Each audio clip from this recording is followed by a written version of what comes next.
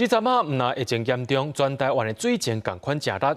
可花地方灾害应变中心19宣布讲，新竹地区若准是月底进前水库集水区平均降雨量无到100毫米，自6月开始就要实行用水用5天、停2天的限水措施，会影响超过33万户。而且新竹科学园区的省水率也会对15%调升到17%。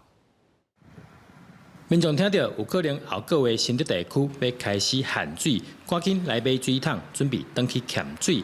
卖场这2天水桶卖了不止也好，水情食烂，民众烦恼，恐惊真侪行业拢会受到影响。会影响到很多方面，像农作啊、洗澡啊，其实会影响到很多民生需求部分，就会很多不方便的地方。应该是很多行业都会受影响。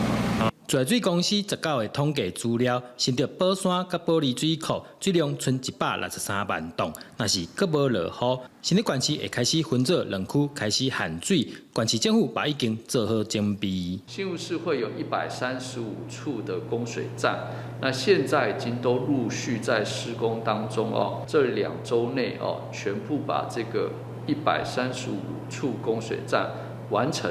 公务处这边也都做好了这准备。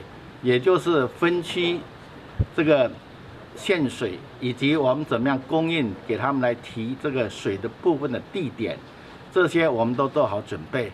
来到新竹科学园区，虽然讲有专管使用的园区白停水，不过欠水率需要对15%提升到17%，虽然会比进前减5000吨的水，不过厂商表示会使用水车载水，产量白去受到影响。